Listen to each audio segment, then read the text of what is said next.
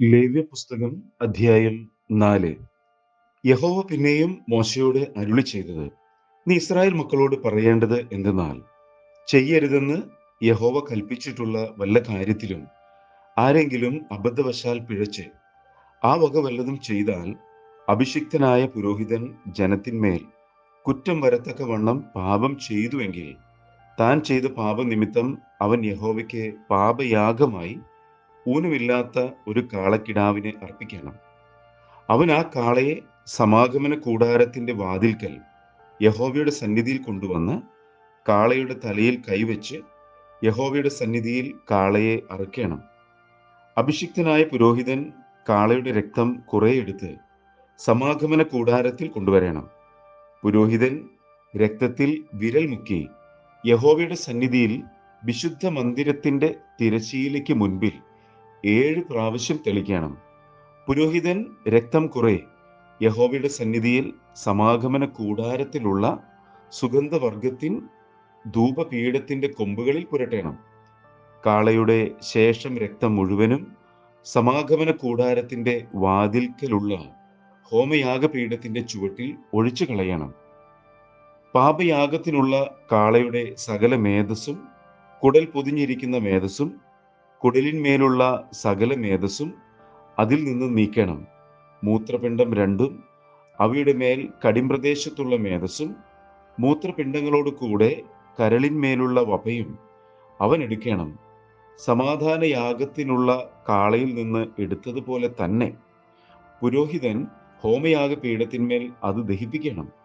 കാളയുടെ തോലും മാംസം മുഴുവനും, തലയും കാലുകളും കുടലും ചാണകവുമായി കാളയെ മുഴുവനും അവൻ പാളയത്തിന് പുറത്ത് വെണ്ണീരിടുന്ന വെടിപ്പുള്ള സ്ഥലത്ത് കൊണ്ടുപോയി വിറകിന്മേൽ വെച്ച് തീയിട്ട് ചുട്ടുകളയണം. വെണ്ണീരിടുന്നിടത്ത് വെച്ച് തന്നെ അത് ചുട്ടുകളയണം. ഇസ്രായേൽ സഭ മുഴുവനും അബദ്ധവശാൽ പിഴയ്ക്കുകയും ആ കാര്യം സഭയുടെ കണ്ണിന് മറഞ്ഞിരിക്കുകയും ചെയ്യരുതെന്ന് യഹോവ കൽപ്പിച്ചിട്ടുള്ള വല്ല കാര്യത്തിലും അവർ പാപം ചെയ്ത് കുറ്റക്കാരനായി തീരുകയും ചെയ്താൽ, ചെയ്ത പാപം അവർ അറിയുമ്പോൾ സഭ ഒരു കാളക്കിടാവിനെ പാപയാഗമായി അർപ്പിക്കണം.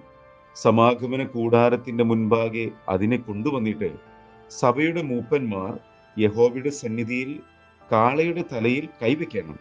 യഹോവയുടെ സന്നിധിയിൽ കാളയെ അറുക്കുകയും വേണം. അഭിഷിക്തനായ പുരോഹിതൻ കാളയുടെ രക്തം കുറെ സമാഗമന കൂടാരത്തിൽ കൊണ്ടുവരണം. പുരോഹിതൻ രക്തത്തിൽ വിരൽ മുക്കി യഹോവയുടെ സന്നിധിയിൽ തിരശ്ശീലയ്ക്ക് മുൻപിൽ 7 പ്രാവശ്യം തളിക്കണം.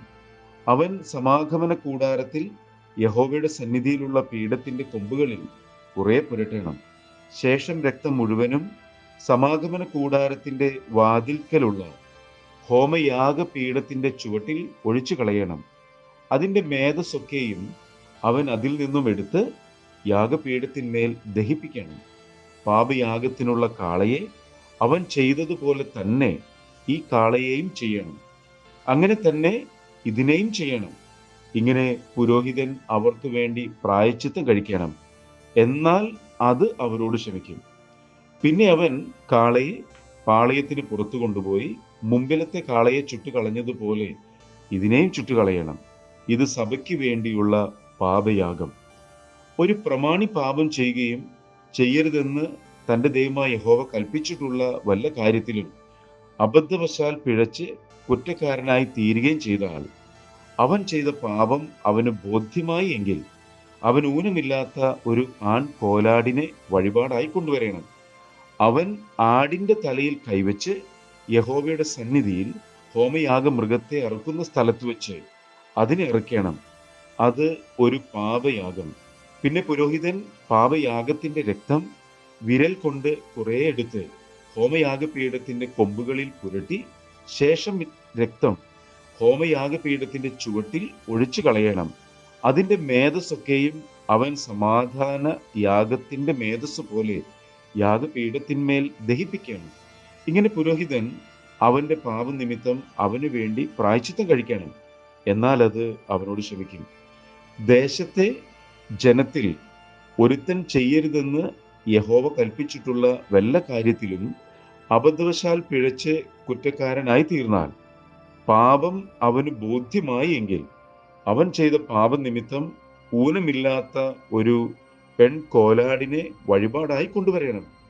പാപയാഗ മൃഗത്തിന്റെ തലയിൽ അവൻ കൈവച്ചിട്ട് ഹോമയാഗത്തിന്റെ സ്ഥലത്ത് വെച്ച് പാപയാഗ മൃഗത്തെ അറുക്കണം.